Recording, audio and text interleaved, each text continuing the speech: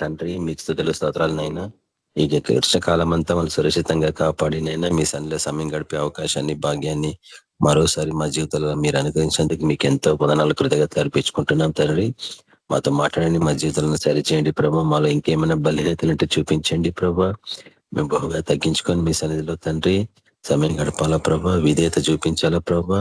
ప్రభా మీరు అనేక మందితో మాట్లాడే గొప్ప దేవుడవు తండ్రి.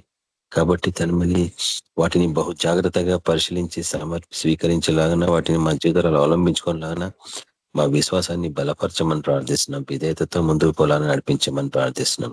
ప్రతి ఒక్కరిని ఆశ్రయించండి, ప్రతి ఒక్కరి కొరతలు తీర్చండి, వారి జీవితాలలో విశేషమైన అద్భుతాలు చేకూర్చండి. ఆటంకపరచ ప్రతి చీకటి దురాత్మశక్తులను యేసుక్రీస్తున్న నా పాత్రలో బంధించండి.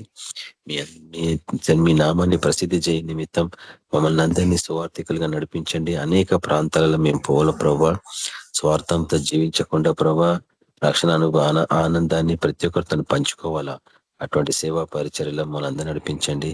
ఆయన అంతట్లో మీరే ఆధిపత్యం వహించండి.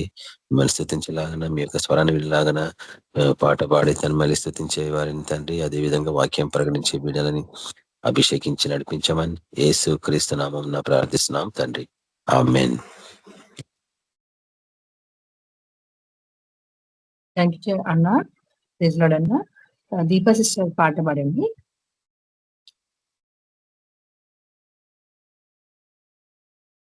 ప్రైజ్ లార్డ్ సిస్టర్, అందరికి ప్రైజ్ లార్డ్. పాట పాడుకుందాం.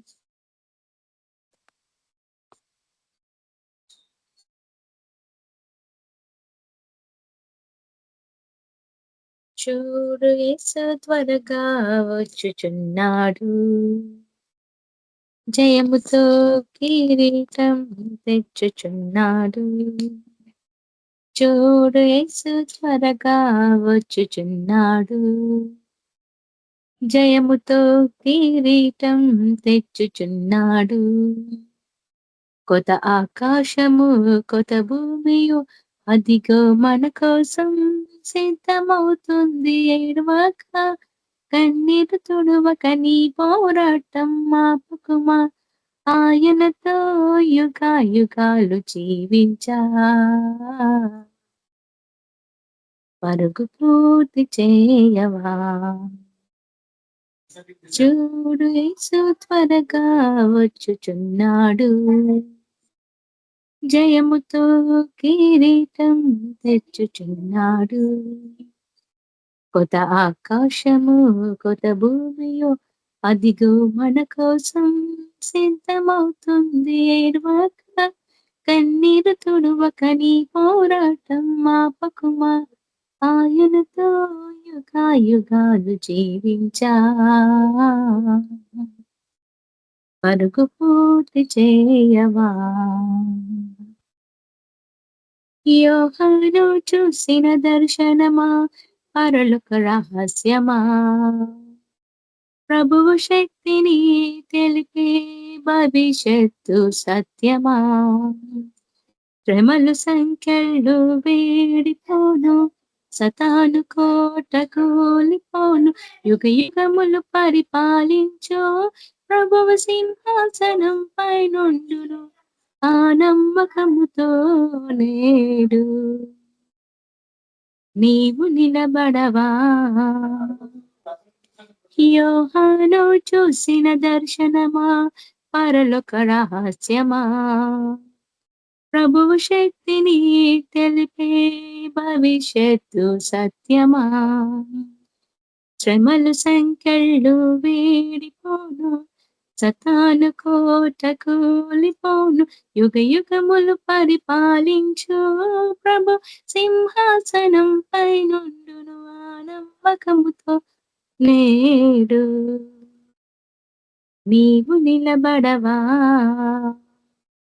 చూడు యేసు త్వరగా వచ్చుచున్నాడు, జయముతో కిరీటం తెచ్చుచున్నాడు. కొత్త ఆకాశము కొత్త భూమియు అదిగో మన కోసం సిద్ధమవుతుంది. ఏడవక కన్నీరు తుడవక నీ పోరాటం మాపకుమా, ఆయనతో యుగా యుగాలు జీవించా. పరుగు పూర్తి చేయవా. ఆత్మతో ఆయని ఆరాధించే వెలుగులు నడవలిగా. లోక శోధన గెలిచే అందుకని పరిశుద్ధత ధరించాలిగా. చిన్న మందవై ఉన్న సరే విశ్వాస దీపం మారదులే. విజయం ప్రభువే ఇచ్చేను, వాగ్దానం స్థిరమై ఉండును. జయించిన వారికి దేవుడు జీవవృక్ష ఫలమిచ్చును. ఆత్మతో ఆయని ఆరాధించే వెలుగులు నడవలిగా. లోక శోధన గెలిచే అందుక పరిశుద్ధత ధరించాలిగా. చిన్న మందవై ఉన్న సరే విశ్వాస దీపం మారదులే. విజయం ప్రభువే ఇచ్చేను, వాగ్దానం స్థిరమయ్యు. జయించిన వారికి దేవుడు జీవవృక్ష ఫలమిచ్చును. మహాశబ్దం దేవుని మహిమ పరలోకం నుండి దిగి వచ్చును. నూతన యెరూషలేము నగరం పెళ్లి కుమార్తె వలె మెరిసిపోను. అక్కడ మరణం లేదు, శాపం లేదు, చీకటి అసలే ఉండదు. ప్రభువే నిత్యం వెలుగుగా నీకు వెలిగిచ్చును. ఆయన పాదాల చెంత చేరి నిత్యం ఆనందింతువు. ఆహా, అది ఎంతటి గొప్ప భాగ్యము. ఇప్పుడే సిద్ధపడవా. చూడు యేసు త్వరగా వచ్చుచున్నాడు. జయముతో కిరీటం తెచ్చుచున్నాడు. కొత్త ఆకాశము కొత్త భూమియు అదిగో మన కోసం సిద్ధమవుతుంది. ఏడ్వాక కన్నీరు తుడువక నీ పోరాటం ఆపుకుమా. ఆయనతో యుగాలు జీవించా. పరుగు పూర్తి చేయవా. నేనే అల్ఫా ఓమేగనై ఉన్నాను. ఆమేన్. ప్రభువైన యేసురమ్ము. హల్లెలూయా. ప్రైజ్ లార్డ్ అక్క. థ్యాంక్ యూ అక్క. Praise Lord sister, thank you. Actually మనకు సామ్యుల్ బ్రదర్ కి మెసేజ్ ఉంది ఈరోజు. సామ్యుల్ బ్రదర్ అటెండ్ అవ్వలేదు అనుకుంటున్నాను ఇంకా. సిస్టర్ ఆల్రెడీ జాయిన్ అయ్యారు సిస్టర్. ఇది నాకు తెలియదు. నేను సారీ బ్రదర్, నాకు నా పేరు తెలియట్లేదు. Sorry brother. Praise the lord. Samuel brother join అయ్యారు sister. Okay brother. Sorry brother, మీరు వాక్యం షేర్ చేసుకోండి. మన మధ్యలో సామ్యుల్ బ్రదర్ వాక్యం షేర్ చేసుకుంటాం. బ్రదర్ షేర్ చేసుకుంటాం.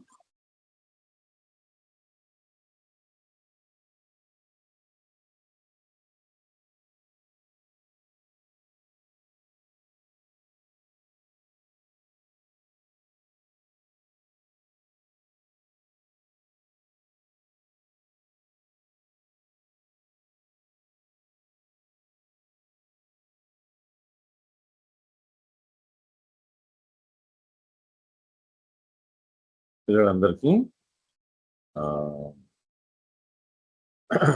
ఈరోజు ధ్యాన నిమిత్తము దయచేసి కీర్తన 90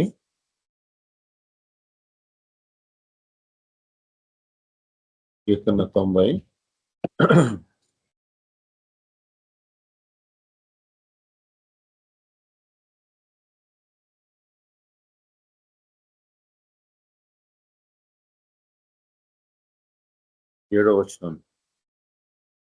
For we are consumed by thine anger, and by thy wrath are we troubled.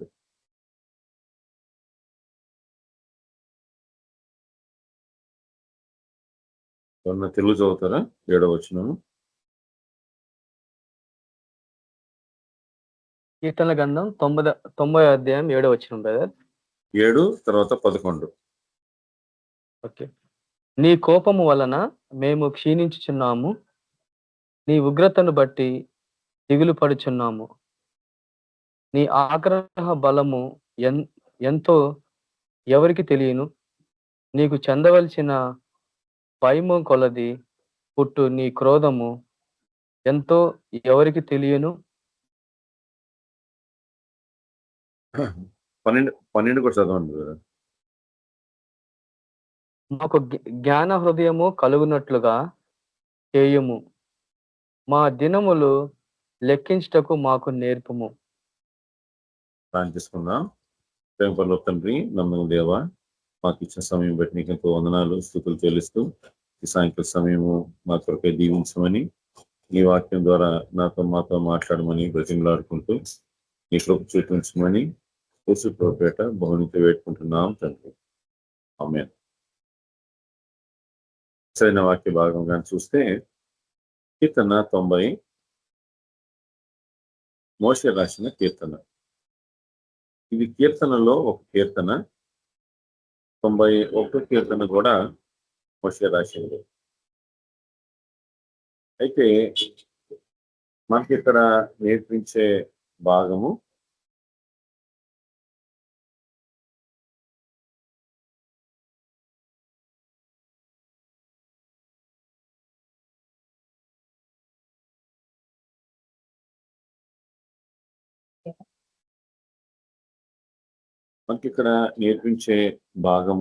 ఏంటంటే మోషే ఇక్కడ నేర్పించే ఈ మాటలు, ఈ రాసిన ఈ మాటలు పైన ఏం రాయబడుతుందంటే మోషే ప్రార్థన అని రాయబడింది. మోషే 120 సంవత్సరాలు జీవించాడు. 120 సంవత్సరాల్లో 40 సంవత్సరాలు ఐగుప్తులో ఉన్నాడు. 40 సంవత్సరాలు యెత్రో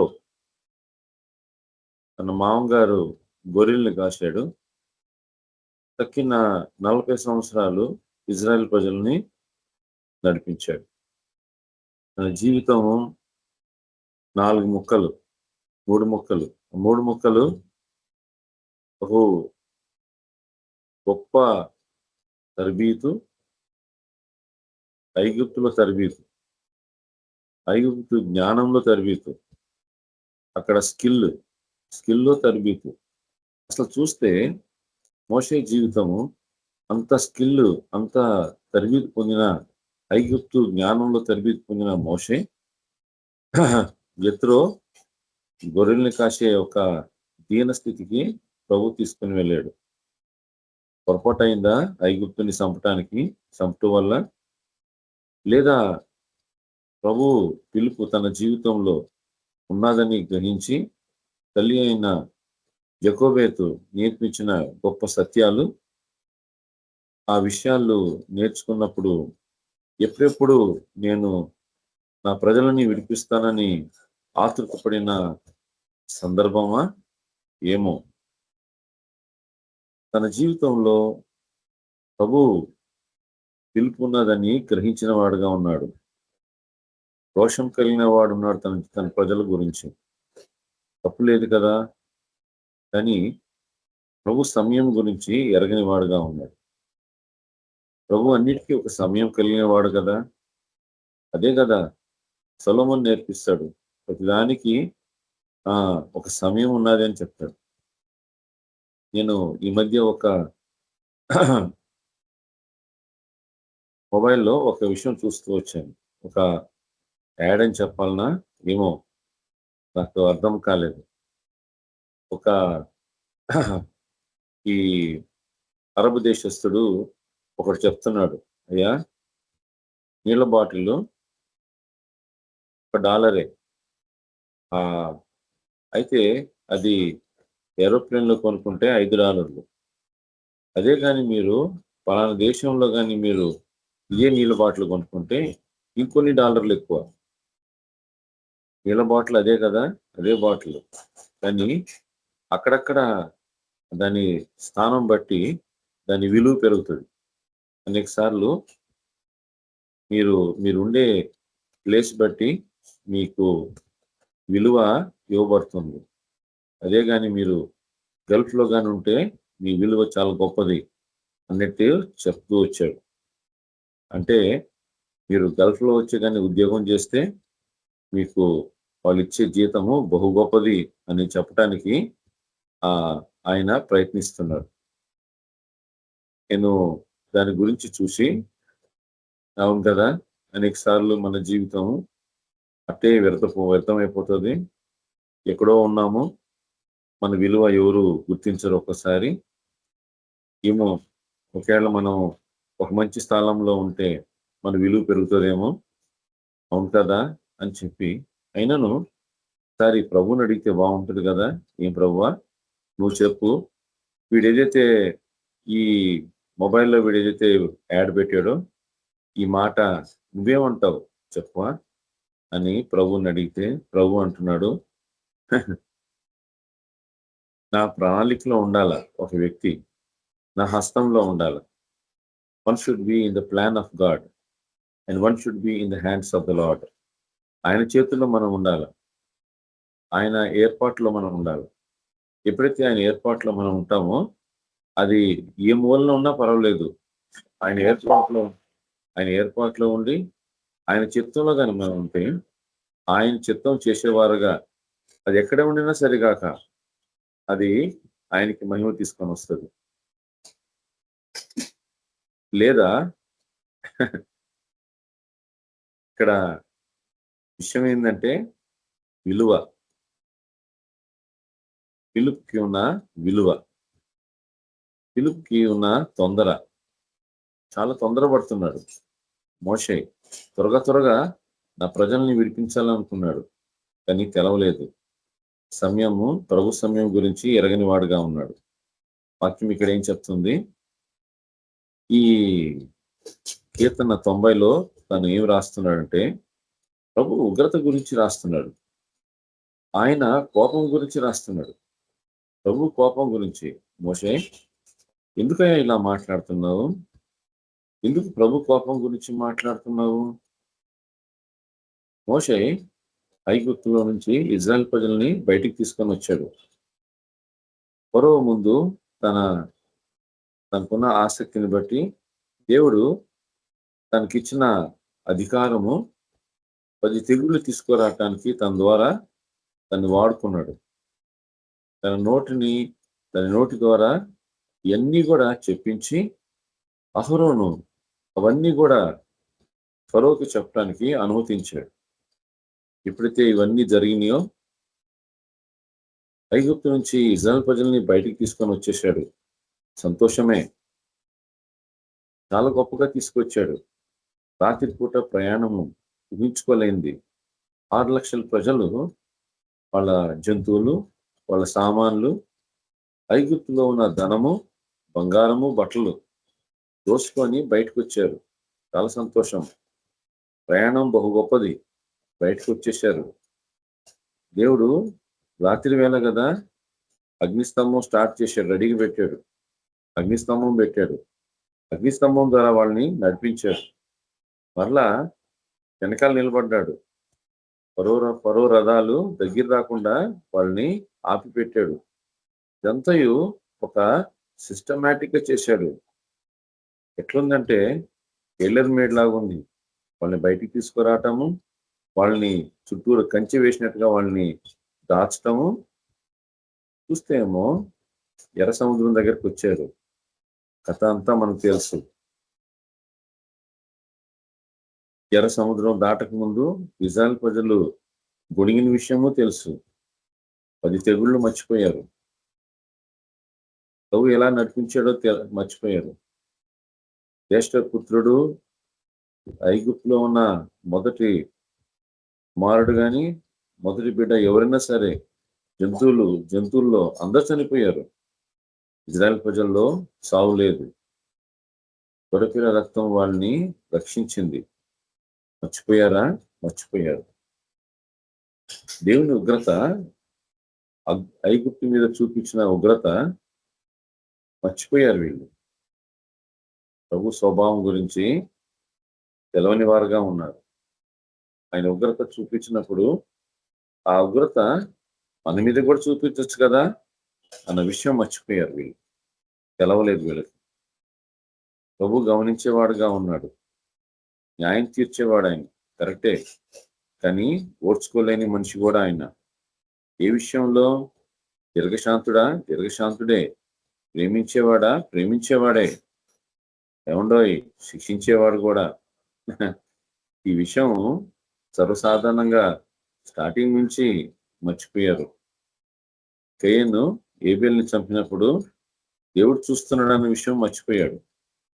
దేవుడు అన్ని గమనిస్తాడని మర్చిపోయాడు. ఏబేలు ఏడయ్యా అంటే, నేను కావలి కాయవాడినా అని ప్రభుని అడుగుతున్నాడు. ప్రభు అన్ని చూస్తాడన్న జ్ఞానము లేనివాడుగా అయిపోయాడు. ఉగ్రత ఎట్లాంటిదో ఎప్పుడైతే ప్రభు ఆయన్ని శిక్షించాడో అప్పుడు ప్రాధాయపడ్డాడు.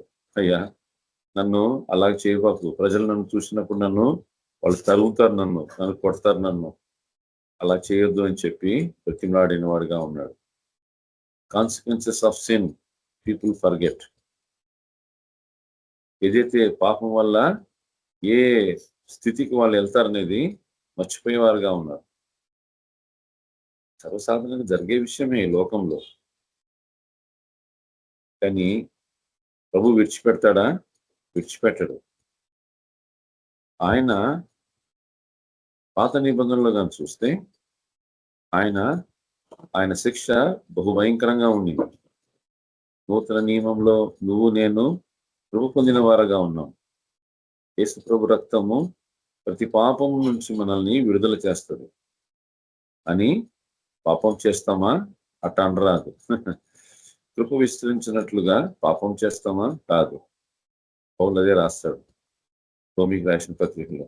అంటే ఆ రకంగా మనము దేవుని బిడ్డలుగా మనము కృపని చులకనగా తీసుకోకూడదనే విషయం నేర్పించబడుతుంది. ఇక్కడ మోషే ప్రభు ఉగ్రత గురించి, కోపం గురించి రాస్తున్నాడు. సాధారణంగా జరిగే విషయం ఏంటంటే, మనం ఈ లోకంలో అనేక విషయాలు ప్రేక్షకులుగా చూస్తుంటాం. ప్రేక్షకులుగా చూడటం అంటే ఏంటి? మనకేమీ కాదు, ఇతరులకు అవుతుంటది. మనం ఒట్టి కేవలం చూసేవారుగా ఉంటాం. ఈరోజు కూడా అదే కదా చూస్తున్నాము. గల్ఫ్ లో అయ్యే యుద్ధము, రష్యా యుక్రెయిన్ మధ్యలో అయ్యే యుద్ధము, ఇదంతా మనము చూస్తున్నాం. కొందరు టీవీలో చూస్తున్నారు, కొందరు మొబైల్లో చూస్తున్నారు, కొందరు న్యూస్ పేపర్లో చదువుతున్నారు. ప్రేక్షకులు చూస్తున్నాం. నాకు కాదు కదా, నాకేమి కాదు, వాళ్ళు కొట్టుకుంటున్నారు అని అనుకునే లోపల ఏమైపోయింది? అనుకునే లోపల మన దగ్గరకు వచ్చింది. ఎట్లా వచ్చింది? అయ్యా, గ్యాస్ సిలిండర్ ఇంకా టైం పడుతుందండి. ఏమండి, పెట్రోల్ పంపు మూతవేయబడింది. ఏంటంట? పెట్రోల్ అయిపోయిందంట. లైన్ కట్టారు ఇంకో పెట్రోల్ పంపులో. ఇప్పుడు దాకా ప్రేక్షకులుగా ఉన్నాం కదండి, చూస్తున్నాం కదా. అంతే ఇజ్రాయెల్ ప్రజలు కూడా ఐగుప్తులో ఎప్పుడైతే ప్రభు వాళ్ళని 10 తెగుళ్ళతోటి వాళ్ళని శిక్షిస్తున్నప్పుడు వీళ్ళకి తగలలేదు కదా, మాకు కాదు కదా అని వాళ్ళు ప్రేక్షకులుగా చూస్తున్నారు. మాకైతే నీళ్లున్నాయండి, వాళ్ళకైతే నీళ్లు దాక్కుండా రక్తం ఉంది. మాకేం లేదు, వాళ్ళకేమో ఒంటి నిండా వాళ్ళకి గడ్డలు వచ్చినాయి, మా శరీరాలు బాగున్నాయి. వాళ్ళకి చిమ్మ చీకటి, మాకేమో వెలుగు. వడగండ్ల వర్షం వాళ్ళ మీద, మాకేమో మంచిగా ఉన్నది. వాళ్ళ మీద మిడతలు, మాకేం కాలేదు. వాళ్ళ ఇంట్లో అంతా కప్పలు, మాకేం కాలేదు. అలాగా చెప్పుకుంటా పోతే 10 తెగుళ్ళు మాకేమీ కాలేదు. ప్రేక్షకులుగా చూస్తూ వచ్చారు. ఒక్కసారి ఎర్ర సముద్రం దాటిన తర్వాత సీన్ చేంజ్ అయిపోయింది. ఇంకా మర్చిపోతున్నారు వీళ్ళు. ఏం మర్చిపోతున్నారు? దేవుడు ఉగ్రతని మర్చిపోయారు, దేవుడు కోపాన్ని మర్చిపోయారు. ప్రేక్షకులండి, చూస్తూ వచ్చారు కదా, మాకు కాదనుకుంటా వస్తున్నారు వీళ్ళు. ఇక్కడ చూస్తే 40 సంవత్సరాలు అరణ్య యాత్రలో ఈ 6 లక్షలు వచ్చిన ప్రజలు లెక్కలేని జనం అయ్యారు, నో ప్రాబ్లం. కానీ జరిగిన విషయం ఏంటి? జరిగిన విషయం ఏంటంటే, ఈ లెక్కలేని జనము బాగానే అయ్యారు, కానీ బయటకు వచ్చిన 6 లక్షల ప్రజలు మాత్రము అరణ్యంలో సంహరించబడ్డారు.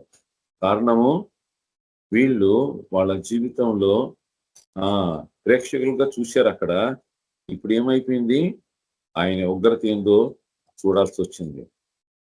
ఆహారం కోసము సనుగుడు, నీళ్ల కోసము సనుగుడు, ఆహారం ఇస్తే ఏమో తిని నాట్యమాడేది. వీళ్ళు ప్రజలు భయంకరంగా తయారయ్యారు. అరణ్యంలో ప్రయాణం అవుతున్నారు కదా, కృప విస్తరిస్తుంది, బానే ఉంది, కాళ్ళు వాయలేదు, బట్టలు చిరగలేదు. ఏమండి, ఇంతటి ఆరోగ్యం ఇచ్చిన తర్వాత కూడా వీళ్ళ జీవితంలో ఉన్న మునగులు సనుగుళ్ళు, వీళ్ళ పాప జీవితం వల్ల దేవుని ఉగ్రతని కదిలించారు, ఆయన కోపగించాడు. మోషే ఇక్కడ కీర్తన రాస్తూ 90 కీర్తనలు రాస్తూ ఒక ప్రవచనం చెప్తున్నాడు. ఏంటో ప్రవచనము? ఈ ప్రవచనంలో ఆయన ఏమంటున్నాడంటే మనిషి ఆయు చెప్తున్నాడు, మనిషి ఏజ్ చెప్తున్నాడు. ఏమండి, ఈయన ఏజ్ ఎంత? 4 స్క్వేర్ అధిక బలం అయితే అసలు మనిషికి ఉన్న జీవనం ఈ లోకంలో అట్ట చెప్పావయ్యా మోషే, నువ్వైతే 120 సంవత్సరాలు బతికేవు కదా, మరి ఇక్కడేమో మనుషుల జీవితం ఈ రకంగా ఎట్లా చెప్పావు? మోషే ఒక ప్రవక్త, ఆయన ఈ రకంగా మనిషి జీవితం గురించి రాస్తూ ఎందుకు దేవుని ఉగ్రత గురించి, కోపం గురించి రాస్తున్నాడు. చాలా ఆశ్చర్యం అనిపిస్తుంది. నువ్వేం అర్థం చేసుకున్నావు మోషే? దేవుని ఉగ్రత గురించి, కోపం గురించి. నేను కూడా ఒకానొకప్పుడు ప్రేక్షకుడినే. నేను కూడా 6 లక్షల ప్రజలు ఎవరైతే బయటకు వచ్చారో వాళ్ళందరూ సంహరింపబడటము అరణ్యంలో నేను చూశాను. ఎవరెవరిని చూసావు? ఇంకా ఆఖరికి అహరోను, మిరియము కూడా సంహరింపబడటం చూశాను. వాళ్ళు కూడా అక్కడే ఆగిపోయారు. ఇంకా మాట్లాడు మోషే, ఇంకా చెప్పు. నేను కూడా, నువ్వు కూడానా? నేను కూడా వాగ్దాన దేశంలో అనుమతించమని అడిగాను ప్రభుని. ఆయన అది తప్ప వేరేది మాట్లాడను. ఎంత గొప్ప విషయం కదా, అది మాట్లాడదు అంటున్నాడు ఆయన. ఆ విషయం అడగద్దు నువ్వు. వాగ్దాన దేశం గురించే కదా నేను అంత పోరాడాను, వాగ్దానం దేశం గురించే కదా ఐగుప్తుల నుంచి ప్రజల్ని బయటికి తీసుకురావడం కోసము ఫరోతోటి అంత పోరాడాను. నేను ఈ సన్నిధిలో నేను ఈ ప్రజల్ని సంహరించొద్దని చెప్పి ప్రాధేయపడి ఏడ్చి ఈ సన్నిధిలో వాళ్ళ కోసం మొరపెట్టాను. కానీ ఇదేంటి ప్రభా, నేను కూడా పోనా? నువ్వు కూడా పోవు. నేను ఎప్పుడైతే మెరీబా ఆ నీళ్ళ దగ్గర నిన్ను మాట్లాడమంటే నువ్వు కర్రతో కొట్టావు. ప్రభు ఉగ్రత ఎలాంటిదో మోషే చూశాడు. ఆయన కోపము ఎలాంటిదో చూశాడు. అందుకే ఇక్కడ ఆ మాట రాస్తున్నాడు. ఏమంటున్నాడంటే ఆయన for we are consumed by thine anger, నీ కోపముతోటి మేము సంహరింపబడుతున్నామని రాశాడు. దేవుని ప్రజల జీవితంలో అనేక సార్లు మనము ప్రేక్షకులుగా ఉంటామని అనుకుంటాం. మనం చాలా పొరపాటు. మనకేమి కాదనుకుంటాం, చాలా పొరపాటు. ఇతరులకు అవుతున్నప్పుడు, ఇతరులు కొన్ని శ్రమల నుంచి పోయినప్పుడు మనమైతే సురక్షితంగా ఉన్నాం కదా అని సంకలు తట్టుకున్న వాళ్ళు చాలా మంది. మేమేమైందండి, దేవుడు మమ్మల్ని గొప్పగా దీవించాడండి అని కొందరు చెప్పుకుంటుంటారు. ఆ మాట మన నోటి నుండి రాకూడదు. ప్రభు మమ్మల్ని గొప్పగా దీవించాడండి, దీవించి ఉండొచ్చు. ఆ మాట అన్నప్పుడు ఎక్కడో ఒక అతిశయము. మేము తప్పింపబడ్డాము, ఫలానా కష్టం నుంచి మేము విడిపింపబడ్డాము, ఫలానా శోధన మా జీవితంలో రాలేదు అని పరోక్షంగా చెప్పినట్టుగా ఉంటుంది. చాలా జాగ్రత్తగా ఉండాలి. ఏమండి, క్యాన్సరా? అయ్యో, పగోడికి కూడా రాకూడదండి అంటాం సులువే. నీకు తెలుసుకున్న తర్వాత నువ్వేం చేశావు? ప్రభు దగ్గర ప్రాధాయపడ్డావా? వాళ్ళ కోసం అడిగావా? ఏ రకంగా సహాయపడ్డావు? లేదా ఆ విషయం నువ్వు తప్పింపబడ్డావన్న సంగతి తెలుసుకొని నువ్వు ఆయన పాదాల మీద పడి నన్ను ఎందుకు రక్షించావు? కోవిడ్లో అందరు చనిపోయారు కదా ప్రభా, అంతమంది చనిపోయారు, అంతమంది సేవకులు చనిపోయారు, అంతమంది విశ్వాసులు చనిపోయారు, అన్యులు కూడా చనిపోయారు, విశ్వాసులు కాని వారు కూడా చనిపోయారు.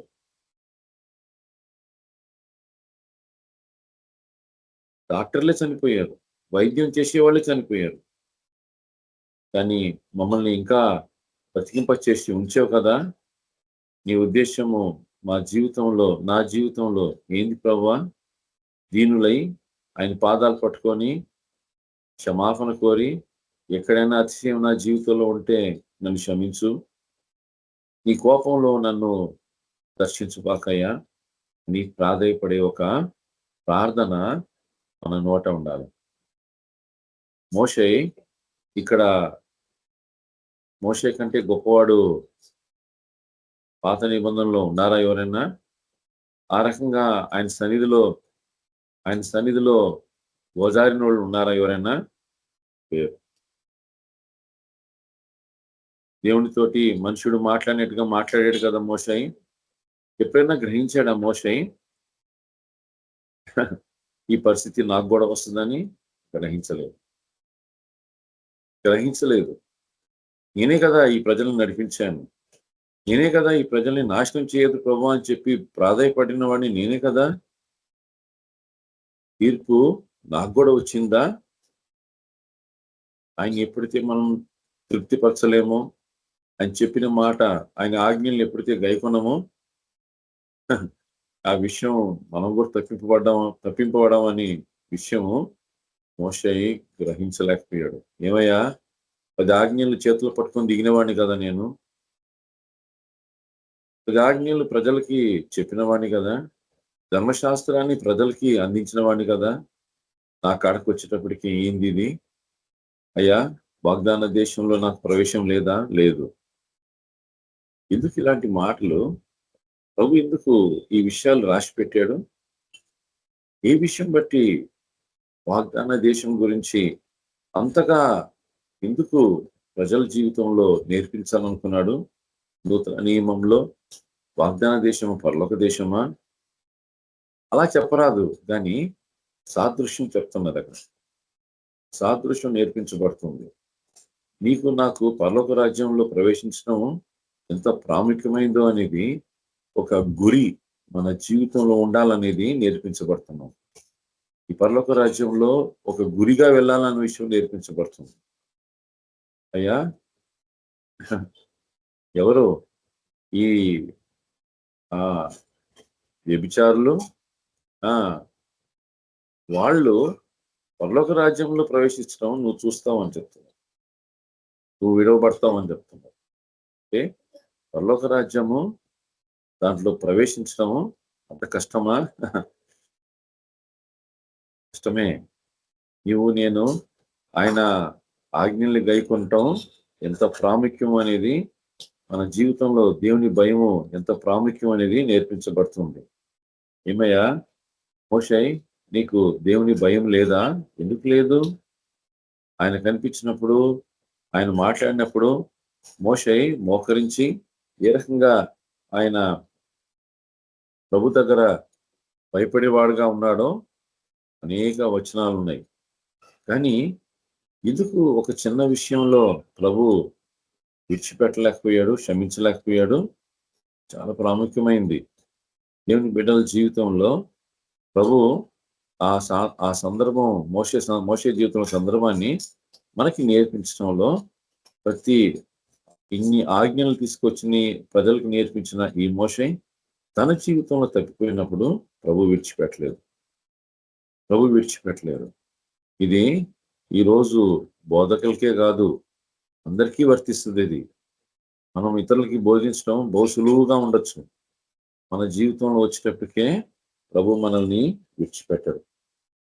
దేవుని బిడ్డలుగా మనకి నేర్పించే గొప్ప సత్యం ఏంటంటే దేవుని వాక్యంని మనము తెలుసుకునేది పాటించడానికి, భయపడటానికి, ఎంత భయపడాలా ప్రభుకి అన్న విషయం నేర్పించబడుతుంది.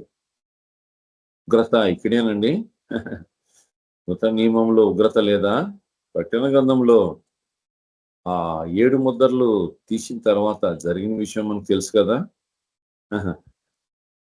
ప్రకటన గ్రంథం గురించి సహోదరుడు చంద్రశేఖర్ గారు దీర్ఘంగా ఆ విషయాలన్నీ వింటూ వచ్చాం కదా. ఆ విషయాలన్నీ కూడా ఆ వాక్య భాగాలన్నీ కూడా ఏం నేర్పించబడుతున్నది? దేవుని బిడ్డల జీవితంలో ఉగ్రత పొంచి ఉన్నది ఈ ప్రపంచం మీద. దేవుని బిడ్డలు విడిపింపబడాలంటే రక్త ప్రోక్షణ కింద ఖచ్చితంగా ఉండాల్సిందే.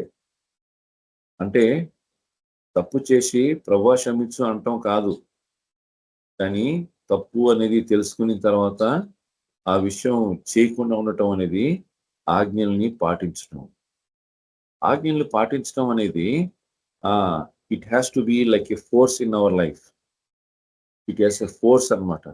రోడ్ మీద పోలీసు వాడు ఉంటే ఎలా భయపడి ఆ విషయాన్ని మనము పాటిస్తామో, హెల్మెట్ వేసుకోవటం కానీ, బండి స్పీడ్గా పోవటం కానీ, ట్రాఫిక్ లైట్స్ దగ్గర ఆగటం కానీ, ఎందుకు పాటిస్తాము? పైన కెమెరా ఉందండి, కెమెరాలో రికార్డ్ అవుతుంది, ఫోటో తీస్తాడు వాడు, మనకి ఫైన్ వేస్తాడు వాడు. ఆ విషయం మనల్ని వదలడు అన్న విషయం మనం తెలుసుకున్నాం. అది ఎవరి కార్ అయినా సరే, ఎవరి మోటార్ బైక్ అయినా సరిగా, మనం ఎంత పలుకుబడి ఉన్నవారమైనా సరిగాక ఖచ్చితంగా ఆ ఫైన్ కట్టాల్సిందే. ఈ లోకం మనకి నేర్పిస్తుంది. ఏం నేర్పిస్తుంది? మనము పొరపాటు చేయకూడదు అన్న విషయం నేర్పిస్తుంది. లోకం అలాంటి నేర్పిస్తున్నప్పుడు దేవుని వాక్యం అంతకంటే ఎక్కువ నేర్పిస్తుంది. ఆయన ఆజ్ఞలు కైకుంటూ వల్ల అదే కదా మనకు నేర్పించేది. ద్వితీయోపదేశకాండము 28వ అధ్యాయం నేర్పించే గొప్ప సత్యాలు ఏంటి? ప్రతి ఆజ్ఞలు పాటిస్తామో ఆశీర్వాదాలు అవి తోసుకొని వస్తాయండి మన జీవితంలో. అవి తోసుకొని వస్తాయి. ఆశీర్వాదాల కోసము బ్రతిమలాడాల్సిన అవసరం లేదు. ఆదికాండము 32వ వచనంలో యాకోబు ప్రార్థన చేసినట్టుగా, అయ్యా నువ్వు ఆశీర్దిస్తే కానీ నేను నిన్ను విడిచిపెట్టను అని అలాగ చేయాల్సిన అవసరం లేదు. ద్వితీయోపదేశకాండం 28కి వచ్చేటప్పటికే ఆజ్ఞలు పాటిస్తే చాలండి, ఆశీర్వాదం ఆటోమేటిక్గా వస్తుంది. ఆయనకి భయపడితే చాలండి, ఆటోమేటిక్గా ఆయన కనికరం మన మీద ఎప్పుడూ ఉంటది. ఎంత సత్యం కదా, ఎంత సింపుల్ కదా లైఫ్. నేను ఎందుకు కాంప్లికేటెడ్గా చేసుకుంటాం? మనము మన ఇష్టానుసారమైన జీవితం జీవించడం వల్లనే మనం కాంప్లికేటెడ్గా చేసుకుంటాం. మనం ఎప్పుడైతే మనము ఆయనకి ఇష్టలుగా ఉంటామో ఆ విషయం వేరే కదా. అందుకే 1 కొరింథీ రాసిన పత్రిక 10వ అధ్యాయంలో అదే మాట అంటాడు. ఏమంటే వాళ్ళు అన్ని అనుభవించిన తర్వాత కూడా ఆయనకి ఇష్టలుగా ఉండలేకపోయారంట. వాళ్ళు ఏం తిన్నారు? మన్నా తిన్నారంట, బండలోంచి నీళ్లు తాగారంట, తర్వాత ఎర్ర సముద్రంలో బాప్తిసం తీసుకున్నారంట, అన్నీ అయినాయి అంట. అయినా ఆయన్ని ఇష్టలుగా ఉండలేకపోయారు కనుక వాళ్ళు సంహరింపబడ్డారు అరణ్యంలో. ఆ పరిస్థితి నుంచి మనం తప్పిపడాలి కదా. మనం తప్పిపడాలంటే ఏం చేయవలను? అయ్యా ఇగో మోషేని ఒకసారి జ్ఞాపకం చేసుకోవాలి. మోషేని ఎందుకు జ్ఞాపకం చేసుకోవాలా? మోషేనే ప్రభు విడిచిపెట్టలేదు. Rule belongs to everyone. ఏదైతే రూల్ ఉందో అది అందరికీ వర్తిస్తుంది. ఒక్క మోషేకే కాదు, అందరికి, ప్రజలకి, ఇజ్రాయెల్ ప్రజలకే కాదు, మోషేకి కూడా వర్తిస్తుంది. ఏం మోషే కూడా ఏం చేస్తున్నాడండి? ప్రేక్షకుడుగా చూస్తూ ఉన్నాడు, ప్రార్థన చేశాడు, ప్రభు దగ్గర ప్రాధాన్యపడ్డాడు, నాకు కాదు అనుకున్నాడు. ఈ ఇజ్రాయెల్ ప్రజలు ఎప్పుడైతే పాము ద్వారా, సర్పాల ద్వారా, రకరకాల తెగుల ద్వారా వీళ్ళు ఆ అరణ్యంలో సంహరింపబడినప్పుడు నాకేమి కాదనుకున్నాడు. అవును, ఏమి కాదనుకున్నాడు, కరెక్టే. కానీ పరీక్షలో ఫెయిల్ ఎవరైనా కావచ్చండోయ్. పరీక్ష అందరికీ. టీచర్స్ కూడా పరీక్ష ఉంటది. ఆ మధ్య ఒకసారి టీచర్స్ కి పరీక్ష పెడితే టీచర్స్ న్యూస్ లో వచ్చింది. టీచర్స్ కూడా ఏం చేశారంట, కాపీ కొట్టారంట. కాపీ కొట్టినప్పుడు వాళ్ళని పట్టుకొని వాళ్ళని అడిగారంట, ఏమమ్మా మీరు టీచర్స్ కదా, మీరు ఎందుకు కాపీ కొట్టారు అంటే, ఏమండోయ్ మేము ఎప్పుడో చిన్నప్పుడు చదువుకున్నాం కానీ ఇప్పుడు మేము చదువుకోమంటే మాకు ఎంత కష్టం కదా మాకు, కాబట్టి కాపీ కొట్టేమంటున్నారు. కాదమ్మా అట్లా కాదు, మీరు పిల్లలకి మీరు ఎగ్జామినేషన్ రాసేటప్పుడు మీరు ఇన్విజిలేటర్స్ గా ఉంటారు కదా, కాపీ కొట్టకూడదు అంటారు కదా మీరు వాళ్ళని, మరి మీరేటి కాపీ కొట్టారు? అవునండి అంటాం కరెక్టే, కానీ మేము ఇప్పుడు ఏం చదువుకుంటాం, మమ్మల్ని చదువుకొని మమ్మల్ని రాయమంటారు ఏంటి మీరు? మేము చదువుకునే కాలం అయిపోయింది కాబట్టి కాపీ కొట్టాము. అది ఆన్సర్ కాదు, అది జవాబు కాదు, అది ఓటమి. అది వాళ్ళు ఓడిపోయారు. వాళ్ళు ఆ విషయంలో టీచర్స్ గా ఉండి ఓడిపోయారు. మనం కూడా ఓడిపోవచ్చు. ఒకసారి అనేకులకి వాక్యం చెప్పి అనేకులకి వాక్య భాగాల్ని వాళ్ళకి వివరించి మన జీవితంలో ఆ విషయంలో తప్పిపోయే అవకాశము చాలా ఉంది. ఆ విషయం బట్టి మనం జాగ్రత్త పడాలి. ప్రభు ఈరోజు నాతో మాట్లాడుతున్నాడు. ఆ విషయంలో ఆయన ఉగ్రత ఉంది, యేసు ప్రభు రక్తం కూడా ఉంది. ఉగ్రత ఉంది, యేసు ప్రభు రక్తం కూడా ఉంది. నూతన నియమమే, ప్రకటన గ్రంథం కూడా ఉంది. యేసు ప్రభు మనల్ని ప్రేమించి ఆయన గొప్ప ప్రేమ గురించి మొదటి యోహాను మొదటి పత్రిక చెప్తుంది. ఆయన ప్రేమ ఎంత గొప్పదో అని చెప్తుంది. దేవుడు ప్రేమస్వరూపి. మొదటి యోహాను 4:8 ప్రేమస్వరూపి, ఆయన ప్రేమస్వరూపి అని చెప్తుంది. ప్రతి పాపము ఆయన రక్తం కడిగి వేస్తుందని చెప్తుంది 1:9.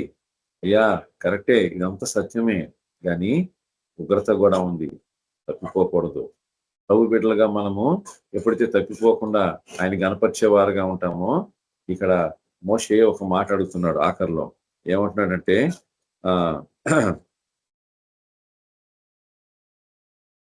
17వ వచనంలో, let the beauty of the Lord our God be upon us and establish thou the work of our hands upon us. The work of our hands establish the word. అయ్యా మా దినములలో మీరు the beauty of the Lord be upon us, ఆయన గొప్పతనము మా జీవితంలో ఉండును గాక అని 17వ వచనంలో చెప్తున్నాడు. అయ్యా 14వ వచనంలో, ఓ satisfy us early with thy mercy, నీ కృపతోటి మమ్మల్ని త్వరగా మా జీవితంలో మమ్మల్ని తృప్తిపరచయ్యా అని. తప్పులేదు, మనం కూడా ప్రార్థన చేయాలి. ఆ విషయంలో మనం కూడా ప్రార్థన చేయాలి, ప్రభుని ప్రాధాయపడాలి. ప్రభువా ఈ విషయంలో మాకు సహాయం చేయవా, ఈ విషయంలో మాకు సహాయం చేయి. ఎన్నో విషయాలు చూస్తుంటాం, ప్రేక్షకులుగా చూడకుండా మాకు సహాయం చేయి. ఆ విషయం మాకు కూడా వస్తుందన్న విషయం మేము తెలుసుకున్నట్లుగా భయము దయచేయి. పోలీస్ స్టేషన్కి వెళ్ళారా వాళ్ళు, అయ్యో మనకైతే దేవుడు తప్పించాడబ్బా అని ఎప్పుడు అనుకోదు. వాళ్ళు కోర్టుకు వెళ్ళారా, అయ్యో కోర్టుకు వెళ్ళాల్సి వచ్చిందా, దేవుడు మమ్మల్ని తప్పించాడు అనుకోవద్దు. పరీక్ష అందరికీ వస్తుంది, అన్ని రకాలుగా పరీక్ష వస్తుంది అందరికీ. ఐసీయూలో వెళ్ళిపోయారా వాళ్ళు, అబ్బో ఐసీయూలో మనం పోలేదు కదా అనుకోవద్దు, మనం కూడా వెళ్తాం ఒకరోజు ఐసీయూలోకి. ప్రభు ఈ మార్గంలో అన్ని కలవు, జాగ్రత్త వహించాలి మనం ఆ విషయంలో. ప్రభువా ఆ విషయం బట్టి నీవు ఈ స్థితి మా జీవితంలో కూడా రావచ్చు. భయపడి వణుకుతోటి ఆయన సన్నిధిలో ప్రభువా మాకు సహాయం చేయి అని ఎప్పుడైతే మనము ఆయన కృప కోసము మనము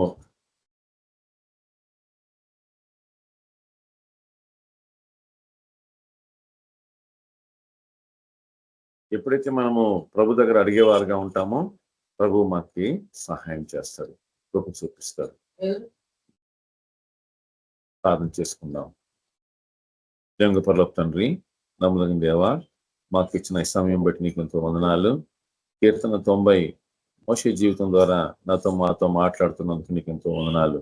అయ్యా తండ్రి, నీ ఉగ్రత ఎలాంటిదో తండ్రి నైనా నా హృదయంలో మా హృదయంలో ఇటు భయం ఉంచండి తండ్రి.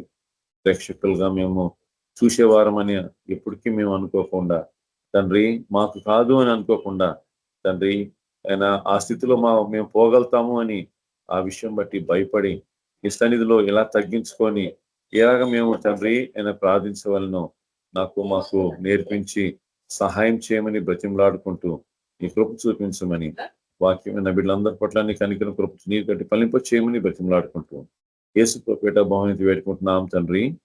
ఆమేన్.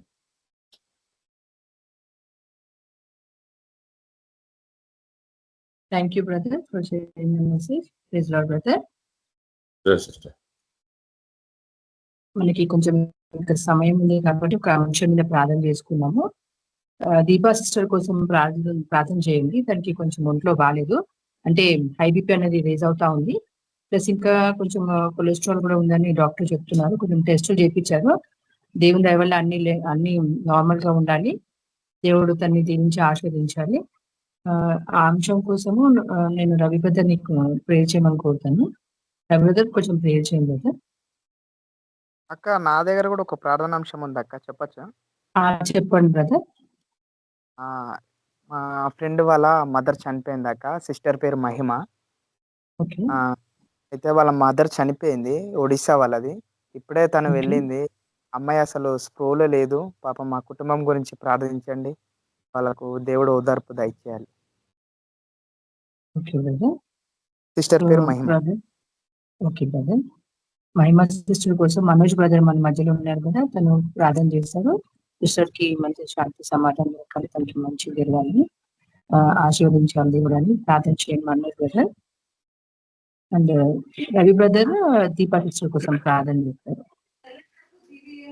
ఓకే సార్, ప్రార్థన చేద్దాం సార్. అందరి కళ్ళు మూసుకుందాం. పరిశుద్ధులకు తండ్రి, కృపామయుడ, జీవం గల దేవ, యేసు ప్రభానికి ఎంతో వందనాలైనా. నిన్న నేడు నిరంతరం ఏకరీతిగా గొప్ప తండ్రి, మహాపరిశుద్ధులైన దేవానికి స్తుతులు స్తోత్రాలు అర్పించుకున్నైనా నా దేవ, నా తండ్రి, సాయంకాల సమయంలోనైనా మరోసారి ప్రభావ మీ సన్నిధిలో సమయం గడిపే గొప్ప భాగ్యాన్ని మాకు అనుగ్రహించినైనా, వాక్యం ద్వారా మాతో మాట్లాడి ప్రభావ మమ్మల్ని హెచ్చరించినారు. మేము ఏ రీతిగా నడుచుకోవాలా, ఏ రీతిగా మేము జీవించాలా ప్రభావ నైనా, మీ భయభక్తుల్లో మీ ఆజ్ఞలు పాటించే వారిలాగా మేము ఉండాలని మాతో మాట్లాడినారు నైనా.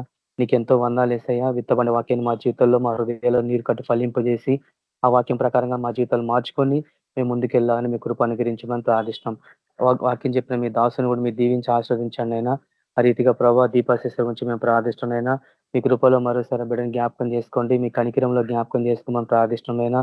తల నుంచి ప్రభా అడుకాల వరకు ప్రభా ప్రతి అవయవాన్ని మీరు ముట్టండి, మీ రక్తాన్ని ప్రోక్షింప చేయమని ప్రార్థిస్తున్నాం. Lord Jesus, thank you my lord. Thank you Jesus, thank you my lord. ప్రతి చీకటి, దురాత్మ, అంధకార, ప్రతి అనారోగ్యాలను యేసు క్రీస్తులో గద్దిస్తున్నాం. Depart in the mighty name of Jesus the Christ. Hallelujah. రిహస్తరి lord Jesus, thank you my lord. ప్రభా సమృద్ధికరమైన జీవాన్ని ప్రభా ఇవ్వడానికి మీరు లోకానికి వచ్చినారనైనా. యేసుక్రీస్తు నామం బట్టి ప్రభావ మేము ప్రార్థిస్తున్నాం. యేసుక్రీస్తు నామంలో ప్రతి అవయానికి సమృద్ధికరమైన జీవము ప్రకటిస్తున్నాం యేసుక్రీస్తు నామం. Hallelujah. Thank you Jesus. Lord Jesus, I declare in the mighty name of Jesus the Christ సంపూర్ణ ఆరోగ్యం వీడికి అనుగ్రహించి మీకు గొప్ప సాక్షిని పెట్టుకోమని ప్రార్థిష్టమైన ఓ దేవా, ప్రతి విధమైన సైతాన్ని వడిచే ప్రతి శోధన, ప్రతి క్యూలన్నిటిని క్యాన్సిల్ చేసుకున్నాం యేసుక్రీస్తు పరిశుద్ధ నామంన. కుటుంబంలో శాంతి సమాధానం దయచేయండి ప్రభావ. బ్రదర్ సిస్టర్ బాబుని కూడా మీ చుట్టూ మీకు కంచి పెట్టి మీ దూతల కాపుదలను అనుగ్రహించండి ప్రభావ. అయినా మీరు అభిషేకించిన బిడ్డలు ఏ దుష్టుడు కూడా ముట్టడానికి వీలేదు ప్రభావ. నా దేవ ఒక వాగ్దానం వారి జీవితంలో నెరవేర్చి మీరే కాచి కాపాడి మీ మహిమార్థం నిలబెట్టుకొని విజయం దయచేసి సహాయపడమని, సంపూర్ణ పూర్ణ స్వస్థ దయచేయమని యేసుక్రీస్తు పరిశుద్ధ నామమున ప్రార్థించున్నాం తండ్రి. Amen. Praise lord brother. Thank you Manoj brother. Praise lord. Praise lord brother. Mahima sister కోసం ప్రార్థించండి. తన కోసము బ్రదర్ చెప్పారు కదా, తన కోసం ప్రార్థన చేయండి బ్రదర్. సరే. శుతం యేసు ప్రభా, నా దేవ మహిమ కుటుంబం జ్ఞాపకం చేసుకుని నా దీవానికి శుతం. పది చీకటి దురాత్మ దయ్యాలని పాతల బంధిస్తాం. హల్లెలూయా. బారిక జీసస్ కడికరా దేవ ఆదరణ దయచండి, సమాధానం దయచండి, కుటుంబ రక్షణ దయచండి. నా దీవానికి శుతం. ఉల్లాస వస్త్రం ధరిపోయే దుఃఖం తొలగించి ఉల్లాస వస్త్రం ధరించని వాగ్దానం నెరవేర్చింది. సత్యాన్ని బయలుపరచాలా బ్రో చెప్పి నన్ను ముట్టని తాకని ఎనవి సేవలో వాడుకోండి. నా దేవ అక్కడి సేవ జరకు సాధించండి.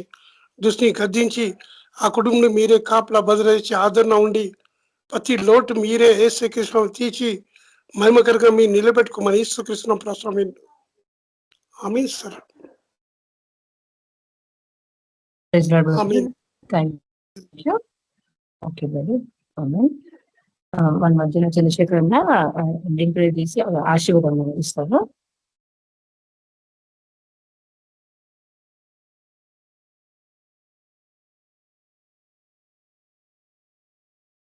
చంద్రశేఖర్ అన్న ఎండింగ్ ప్రేయర్ చేసి ఆశీర్వాదం అందరికి. అన్న ప్రైజ్ లార్డ్ అన్న. చంద్రశేఖర్ అన్న.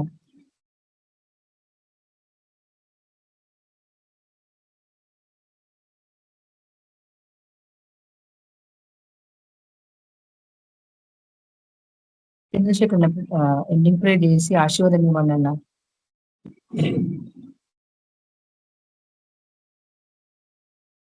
సార్ అన్న డ్రాప్ అయినట్టుగా ఉంది. డ్రాప్ అయినా ఓకే. పరిశుద్ధ బ్రదర్ మీరు ప్రే చేసి ఆశీర్వాదం ఇచ్చేయండి అన్న. Over sir. మీరు ఇవ్వండి బ్రదర్, మీరే ఇవ్వండి, ఆశీర్వాదం ఇవ్వండి ప్రే చేసి. సరే సార్. Okay brother. మన ప్రభు అయిన యేసుక్రీస్తు కృప సమాధానం నడిపింపు మనకందరికి ఏబిపిఎం గ్రూప్ లో ఉన్న బ్రదర్ సిస్టర్ కుటుంబీకులందరికీ నిత్యం ఈ యొక్క ఆరాధనలో పాల్గొనే కుటుంబాలకు ఇంకెవరైతే రాలేదో ఆ కుటుంబీకులందరికీ యూట్యూబ్ ఛానల్లో వాక్యలుంటున్న ప్రతి కుటుంబానికి సదాకాలం తోడయిండును గాక. ఆమేన్. ప్రైజ్ లార్డ్ సిస్టర్ బ్రదర్స్ అందరికీ praise lord. Praise Lord brothers. Praise Lord అన్న. ప్రైజ్ లార్డ్ అక్క. అందరికీ ప్రైజ్ లార్డ్. అందరికీ praise lord. Praise the Lord అందరికీ ప్రైజ్ లార్డ్. అందరికీ praise lord. Praise Lord brothers.